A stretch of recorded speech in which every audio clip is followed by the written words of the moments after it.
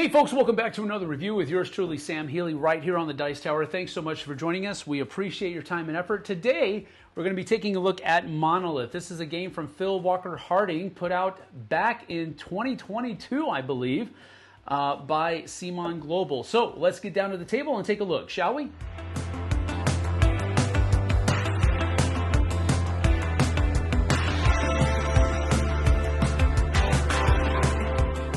So here I have a four-player game of Monolyth set up for you, and basically this board is double-sided. So this is the 3 to 4 player side of the board, as denoted here. But then on the other side, you have a 1 and 2 player version of this board, so you can set up for those player numbers as well. Each player is going to get their own personal Monolyth board, and the basic difference here is that not all of the colors are used on all 4 of the sides. What you're basically trying to do here is you're trying to, in a 3 to 4 player game, you're going to be building a 3-level monolith on the board, and that's one of the game ending triggers, is that if one person will get up to and finish their 3rd level of their monolith, that will trigger the end of the game. Everybody gets equal number of turns, and then you count up points after that. So what you're doing during the game is on your turn, you're basically going to have one of basically 3 different options, but you have 2 different choices to make. You're either going to add one of the stones from the board here onto your monolith, or you're going to make a prediction about one of the sides of your monolith, and we'll talk about what that means in just a few moments. Now, if you're going to choose to add one of the stones to your monolith, you're going to move the crystal 1 to 4 spaces in clockwise formation, following the arrow that's right here. When you do that, wherever you land is going to be the spot that you take, and you're going to add it to your board. Now, when you add it to your board, it has to lay flat. There can't be any overhangs. So I wouldn't be able to do something like that because there's an overhang on this part. But I could do this because it's laying flat and there's no overhang, or I could lay it flat like this, or I could lay it up like this. Then, if I do this, let's just go ahead and say I put it right there.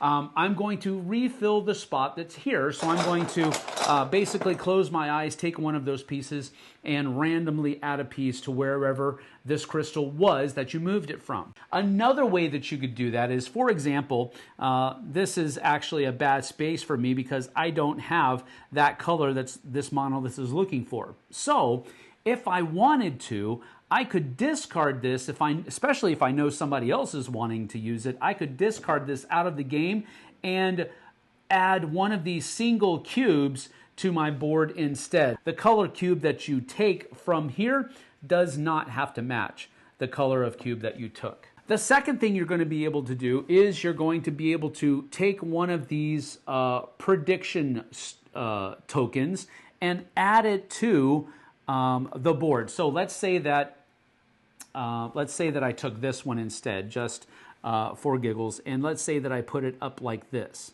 Well, if you look at that, there are 1, 2, 3, 4 spaces, or 4 faces of stones that are visible on this plane. Now, let's say that I later on had something like this, and I can still see orange, but it's not on this plane. These don't count back here. Why is that important? Well, because during the course of the game, you're going to want to prophesy, that is, take one of these prophesy tokens, and you're going to prophesy how many orange on this side, it's going to be blue on this side, turquoise or gray on this side, how many orange faces I can see on this side of my board. Now, let's say right now I have 1, 2, 3, 4 visible. Let's say that I think I'm going to be able to get at least 6 more. So I'm going to predict, or I'm going to prophesy, that I'm going to be able to see 10 of these faces in orange on this side of the board. And if you do that, you can slot that in right there. And at the end of the game, if the number of orange faces on this plane of this side matches that number exactly, that's how many points I score for that side of my monolith. And I replicate that for each of the other 3 sides. And that's one way that you're going to be scoring points at the end of the game. Other ways that you're going to be able to score points is, first of all, this structure card that's out here. Now, this is basically a race. Whoever can build this structure first on their monolith is going to be able to take the highest numbered structure token.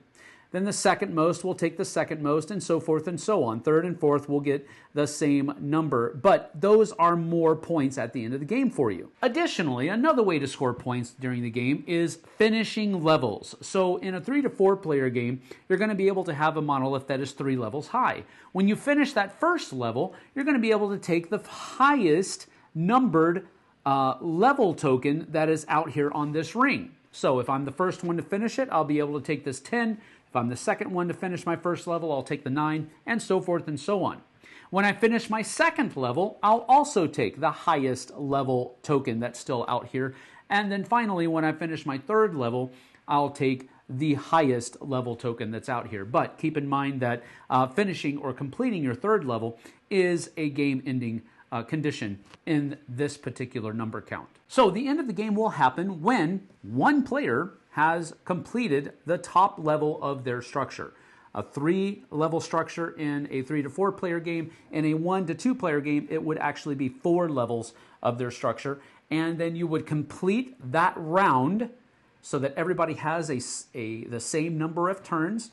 And then you would add together all of the tokens that you've collected from building the structure, completing levels, and any of your prophecy tokens that you were able to correctly prophesy about. So again, the number of faces that are visible in that color have to be exactly what your prophecy was, and then you'll get that many points for that face of the monolith. Whoever has the most points is the winner.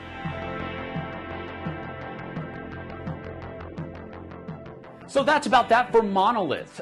This is a pretty interesting game. First of all, I think the pieces are really nice. They're chunky. They are just polynomial shapes that are 3D. And that's a cool thing as well. More often than not, when you see polynomials being used, they're more often flat pieces, and it's kind of a two-dimensional spatial organization thing. I like the three-dimensional aspect of it. This game reminds me a lot of a game called Rumus. Back in the day, I have actually replaced Rumus with another game called Pueblo, and Pueblo has a very similar vibe to it as well. But if you like that idea of three-dimensional spatial organization, this is probably one that you want to take a look at. It is a little bit of an older game. It's from, I believe, 2022, so it does have a couple of years under its belt, but I think it still has some relevance. I do think that it's a great little puzzle to interact with, because while there isn't a whole lot of interaction, how you're able to move around that circle of shapes and how far you're able to move does play into a little bit of interaction, because if you know one person is looking for that specific piece and they're next, and you can keep that piece outside of their reach, well, then they have to wait and come around back around the horn again if nobody else takes it before then. So that's the kind of interaction that you're going to be having here. Generally speaking, a lot of what you're doing in the game is very much, probably could feel like a multiplayer solitaire game, because it is kind of contained into what you're doing on your monolith, but there is a smidge of interactivity based on when you choose and how you choose and how fast you're able to build up your model, or your monolith rather. So that's my final thoughts on the game. Let's get to my pros and cons.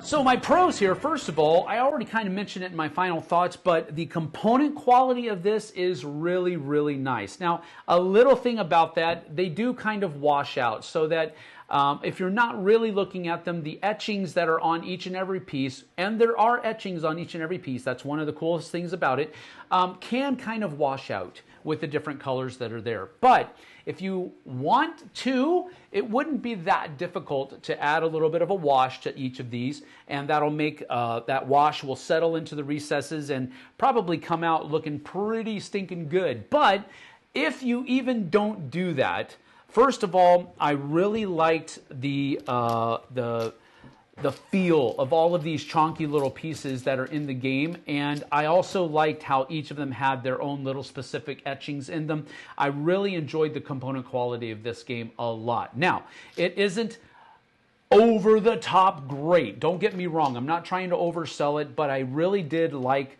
the component quality of it. I think the shapes are good. The material that they used to make them is sturdy, chonky, and it has a very thematic flair to it with all of the etchings that are on there. I liked it. I also liked the kind of ancient, grassy knoll, kind of like a Stonehenge type of feel that the rest of the group, that the rest of the graphic design has to it. I really enjoyed that. I thought it fit very well with this as well. The cardboard that's used is standard, I guess you could say, but it's good. So this goes along with that pro, but the component quality of this is really good. The gameplay is also one of my pros. I really do enjoy the solitaire kind of nature to it. Now, you don't have to play this solitaire. I think a lot of people will enjoy the game for that aspect, that nobody can really mess with what I'm doing.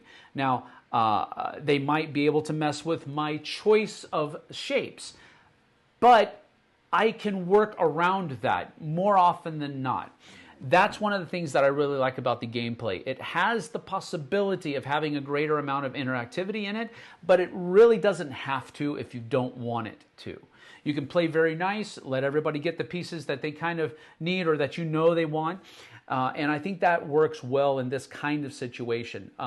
The tension for me, and we'll talk about this a little bit later, is the race and the different cards that are in here. There's a whole lot of different structure cards in this game, and that race aspect of the gameplay is really what kind of adds a little bit of spice into it, and that's what I really enjoyed. Along with that gameplay aspect is the level aspect. How fast can you build your levels? That's going to give you a lot of points, and more points than your opponents during the course of the game. So I really did enjoy the gameplay here. I thought it was great. Now, the third pro for me is the prophesying. I really enjoyed that aspect of the gameplay because I thought it was an interesting twist on a personal goal that you're trying to shoot for. You don't know if it's going to get there. You see the pieces that could possibly get you there, but you don't know how fast you're going to be able to get them, or you don't know if somebody else is going to take them from you, and now you have to try to find an alternate route to try to finish all of those different prophecies that you're adding on. The fact that you take your entire turn to make a prophecy is also a very tense situation because you're giving up possibly getting that piece that you really, really need in order to make the prophecy so that you have the opportunity to score points on it at the end of the game. So you get the idea. I think it's a great little addition. When am I going to prophesy? When am I going to finish those levels? When am I going to try to finish that structure card? And all of those things combining, congealing into a very solid set of decisions that have to be made, and I really did enjoy that. I love that tension that's there. My final pro is going to be the fact that this is a game that they didn't overcomplicate, and I really enjoyed that. They could have added a lot of different things in here that they just didn't. They could have added in special goals and special this and special that, and it just would have kind of turned the game into something that I don't really want it to be. I like the fact that I can take 30-40 minutes to play this game with a bunch of people and with 3 other people basically, and do the best that I can, and the tension, the race, the satisfaction from building the monolith, it's all there, and it's all in a very tight package, and they could have easily wanted to bloat it out, and they didn't, and I really like that. So I really think that it's a great little introductory level, family level, maybe even gateway level type game, and that's the kind of game that I'm really vibing on right now. So that's why I wanted to put that in as my final pro for the game.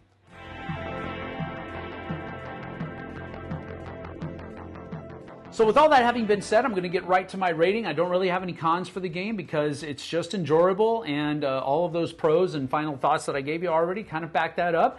My rating for this game is going to be a strong 8 out of 10. I really think that this is going to be a staple for game nights when my wife and I are hosting those game nights. I think this is something that I can take And while it might not always get played, I will be confident that if it does get played, people are going to enjoy it. And those are the kind of games that I really like taking to a game night. Those that, if they hit the table, I know people are going to enjoy them.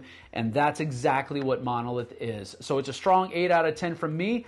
Thanks for joining me here on the Dice Tower. Come on over to the flip side and check out some other content that I have for you. But thank you so much for joining us. Let me know in the comments what you think, and we'll get on out of here. See you guys and gals on the flip side. Take care.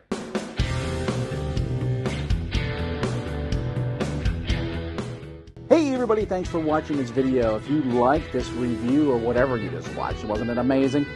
Check out our channel, Dice Tower.